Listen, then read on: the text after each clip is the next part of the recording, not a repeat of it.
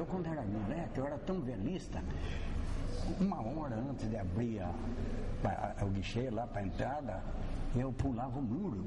E o velho, antigamente, aí pode perguntar para o porte, quem era daqui, a arquibancada era de madeira. Depois, um cimento, embaixo era oco. E tinha uns buracos. Eu entrava, ficava ali até, eu era velista, até entrar, uns 10, 20 negros aí, eu saía lá de baixo, para poder entrar. Porque eu não tinha dinheiro para pagar, era molecão, 12, 13 anos. E nunca ia pensar que um dia eu ia jogar no melhor juvenil que eu conheci, então eu joguei pouco, não joguei muito. Eu disputava mais para fora.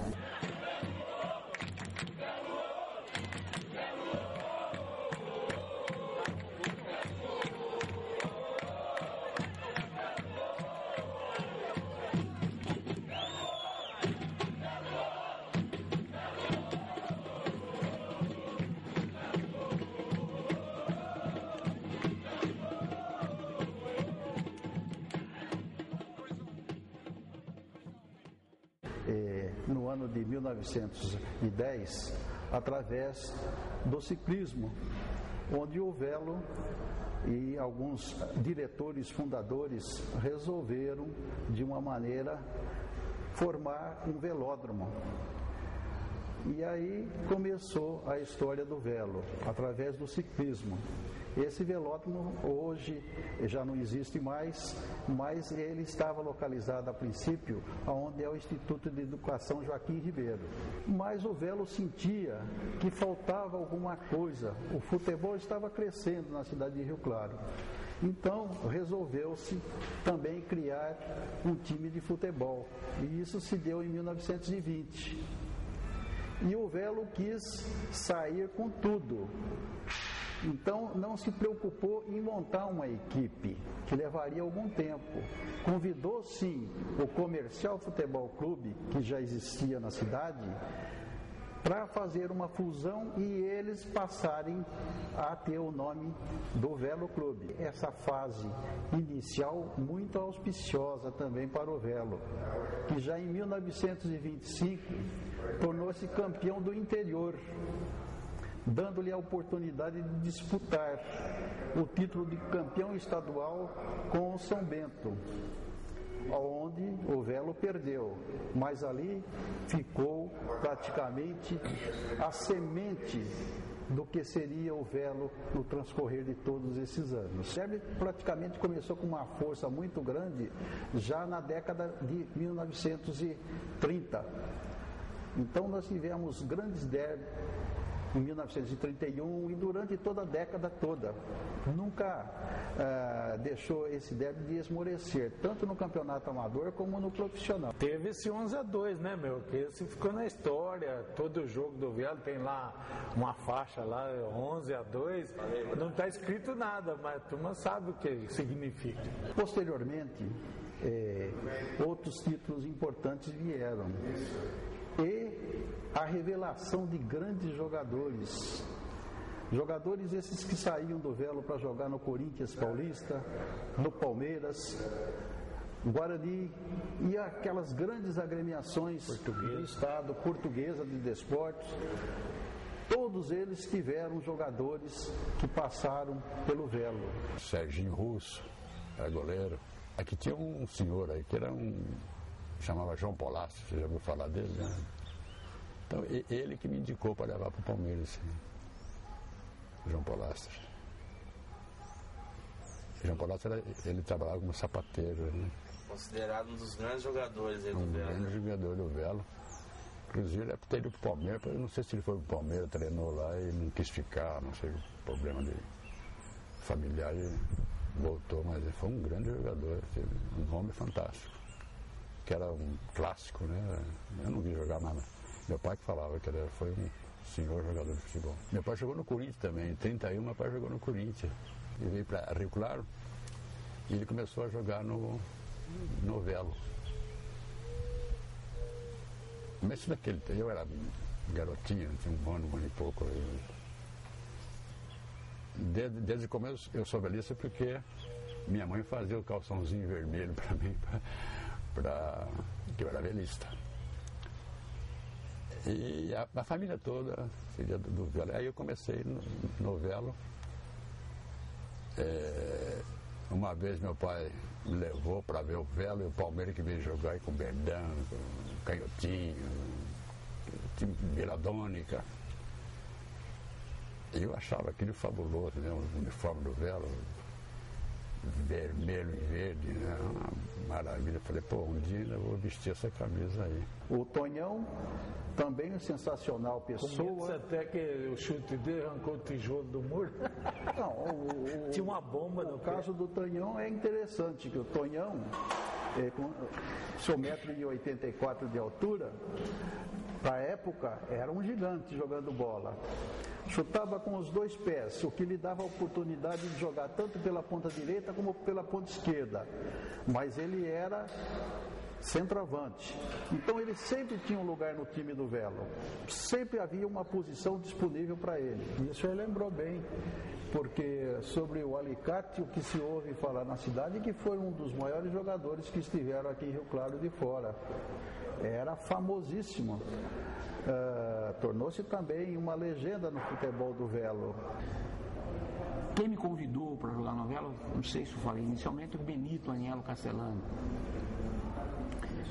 Naquela oportunidade que ele me convidou, eu lembro até o local, ele perguntou o que eu queria para jogar no Velo. Ele falou que eu queria um calção de minha propriedade, que eu levasse para casa e lavasse. Uma geleira, um par de geleira e uma sunga, que eram meus, que eu levava para casa e cuidava. Tive a oportunidade de jogar contra o Corinthians, aqui em Rio Claro, onde o time do Corinthians só não veio o Gilmar jogar, o resto veio todos, é o Cabeção que jogava no gol.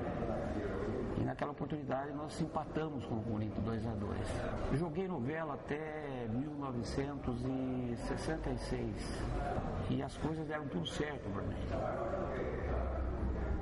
Um jogo antes, nós jogamos contra o Paulista de Jundiaí, que estava na época de ascensão, e nós ganhamos o Paulista. Foi 2 domingos em seguida, onde foram praticamente jogos amistosos aqui em Rio Claro.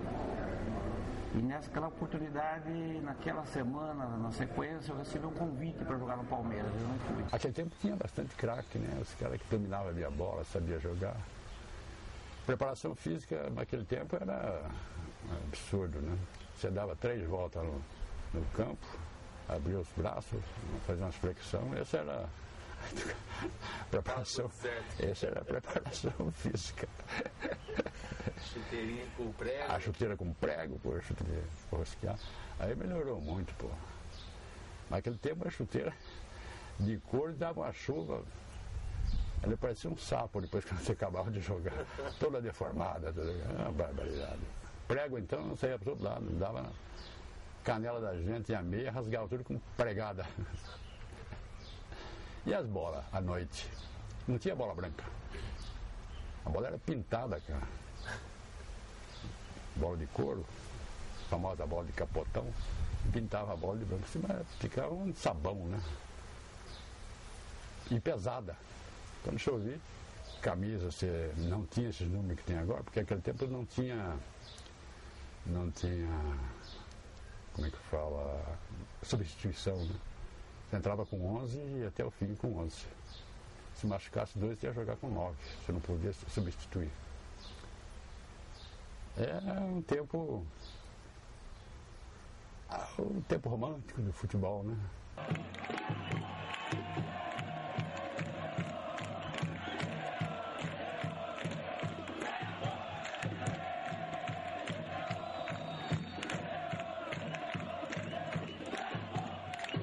Então o Velo, na construção de seu primeiro estádio, foi muita luta, numa cidade ainda com 30 mil habitantes, a torcida, a cidade cresceu e resolveram em 69 começar a construção de um novo estádio. Maravilha que foi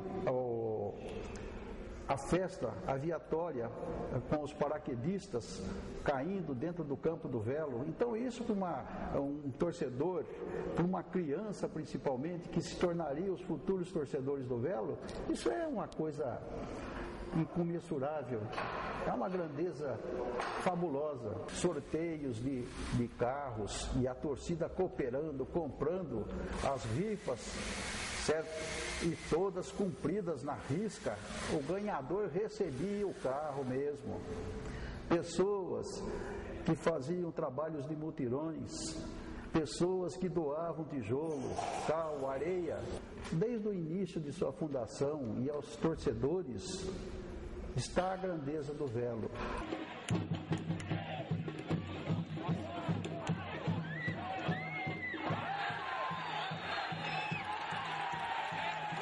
Naquele tempo tinha mais paixão, né?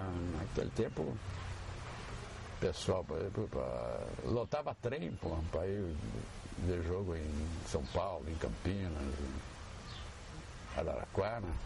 Pô, o trem ficava lotado, nego pendurado até na janela de trem. Pô. Se não tinha televisão, não tinha nada, você tinha que ver em loco, né? Era fantástico. O interior foi o maior em todos os tempos, até hoje. Teve mais de 100 ônibus aí que foi daqui para assistir o jogo lá em Campinas. Inclusive, na época, eu também estive lá.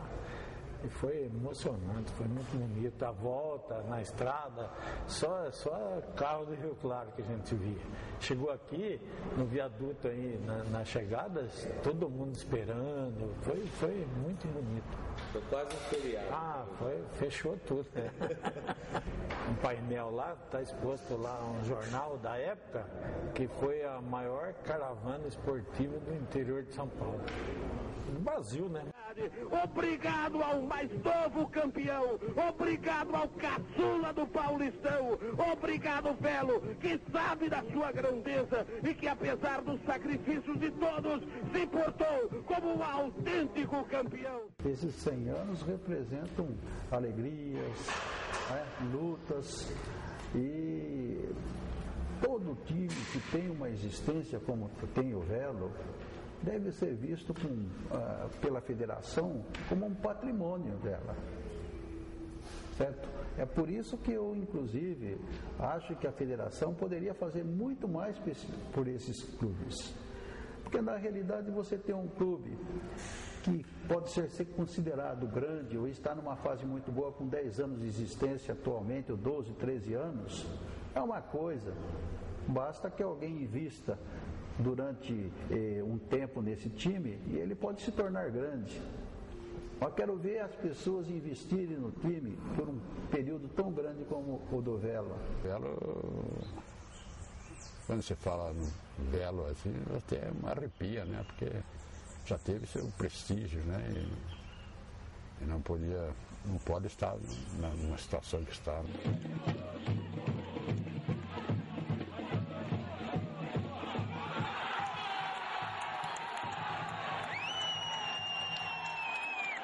Quando se fala em Rio Claro, você pensa em Velo. Acho que esse ano a gente espera que vamos colher alguns frutos. Né? Hoje, graças a Deus, a gente está vendo o Velo de um outro ângulo. Viu? Eu acho que a turma deve prestigiar, até para ver se o Velo sobe um pouco. Eu, na minha opinião, eu acho que o Velo tem mais torcida do que o Rio Claro.